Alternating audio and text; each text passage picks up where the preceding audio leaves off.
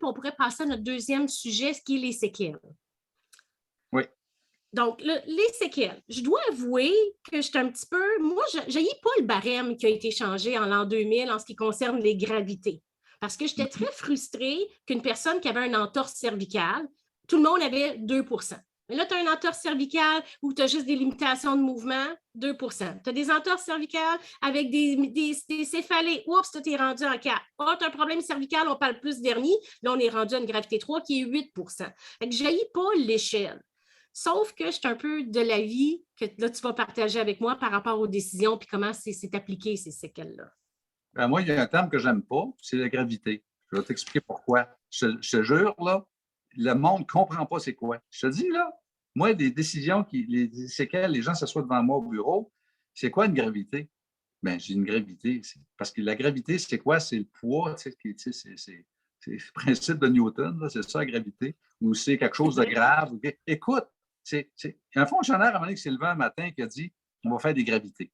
On pourrait dire, par exemple, je ne sais pas moi, l'équivalent de la gravité 1 pour une entorse cervicale, c'est 2 %, mais qui disent entorse légère, puis après ça, entorse modérée, puis après ça, entorse sévère, puis après ça, entorse extrême, puis qui mettent des gravités jusqu'à 4 ou 5, tant qu'il y en aura, mais qui mettent des termes peut-être pour que les gens comprennent. Puis qu'il y ait un pourcentage. Parce que, en quelque part, 2 4 c'est facile à compter. C'est 2000 quelques par point. 2000 pièces du point, moi, je dis tout le temps. De cette façon-là, je ne me trompe pas. Oui, mais c'est parce que pour accéder au pourcentage, c'est une gravité. Mais la gravité correspond à un pourcentage. Alors, pourquoi ce ne serait pas directement la blessure correspond à un pourcentage?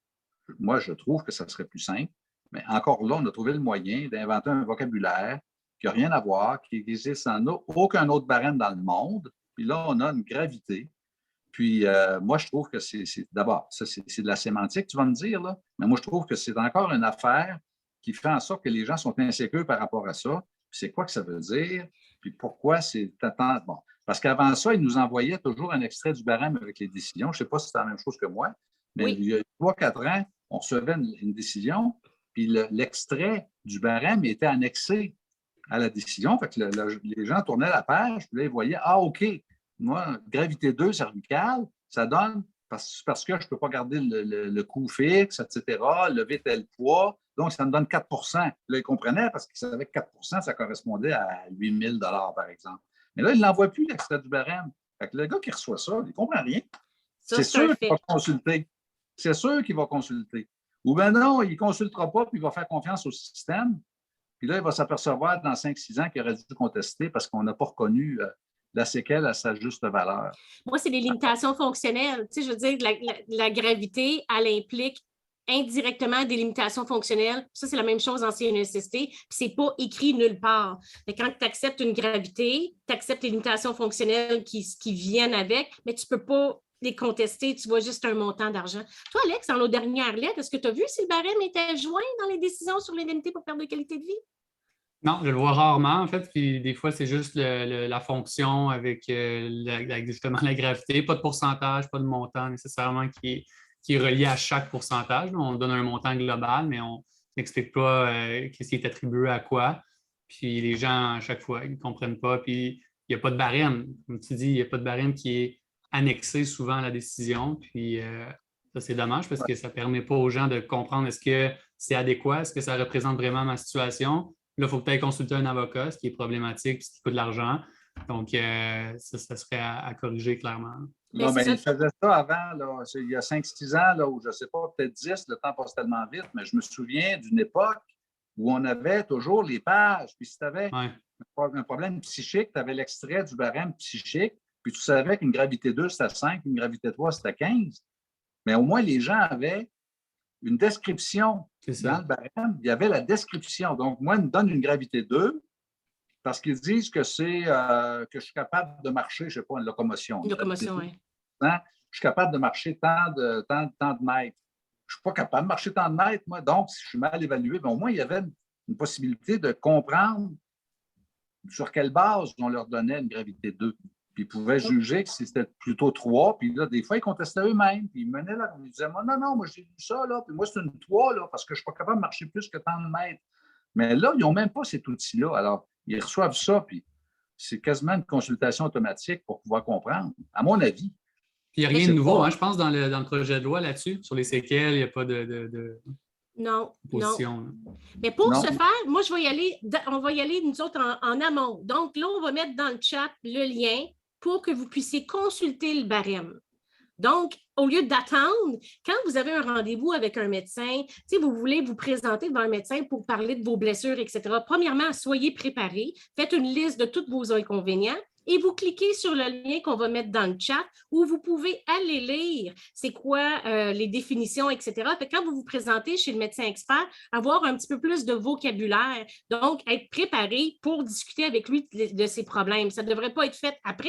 On devrait leur expliquer voici qui s'en vient, voici vos blessures, voici le barème. Fait que on va le mettre dans le chat, donc on va faire ça pas en retard, on va le faire en avance du rendez-vous avec l'expert. Juste pour ajouter, Sophie, là, dans la définition des séquelles de nature catastrophique, là, je ne sais pas si tu as remarqué, mais il n'y a pas de gravité, hein, c'est tous des pourcentages. La page 26, c'est tous des pourcentages. Non, ils vont dire aux classes de gravité 3 à 5 qui varient entre 10 à 30 %. Non, ils vont y mettre les deux. OK, parce qu'il y a certaines définitions où c'est juste le pourcentage, comme le 50 % pour les atteintes du cerveau. Là. Ça existe nulle part dans le barème, 50 % pour atteinte du cerveau. Oui, effectivement, là-dessus, tu as raison. Moi, je suis plus dans l'alinéa 7 là, qui est un petit peu plus problématique, où on dit qu'il faut que tu accumules au moins 85 % de séquelles. Mais dans l'autre section, qu'on parle évidemment d'amputation, altération cognitive, il y en a 3-4 places où on ne voit pas, là, mais sinon, ils l'écrivent un peu. Là. Mais malgré tout, il n'y a personne qui va lire ça. Là.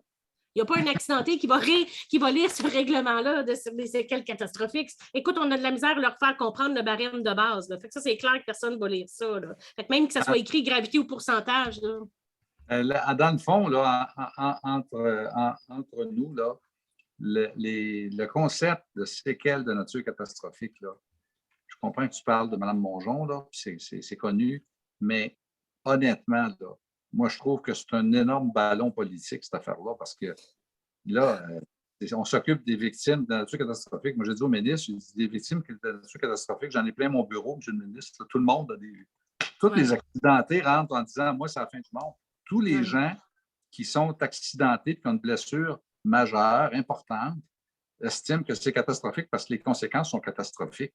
Alors là, on s'aperçoit quand tu regardes la définition, il y a eu l'honnêteté de nous donner les règlements. On peut voir que finalement, ça va s'appliquer à fort peu de personnes. Bien, écoute, j'ai goût de te dire quelque part comme une bonne mère, j'ai dit c'est mieux que rien, mais c'est un bon début. Peut-être si on pousse, c'est déjà au moins. Écoute, il y a déjà une réforme qu'on attendait depuis 25 ans. Là. Fait que, tu sais, déjà, je suis comme un petit peu contente, pareil, là, qu'il y ait certaines modifications. Oui. On a fait le tour des séquelles. Alexandre, y a-t-il des questions là-dessus ou on passe à notre prochain sujet? Non, on peut passer au prochain sujet. Ça veut dire qu'on est clair.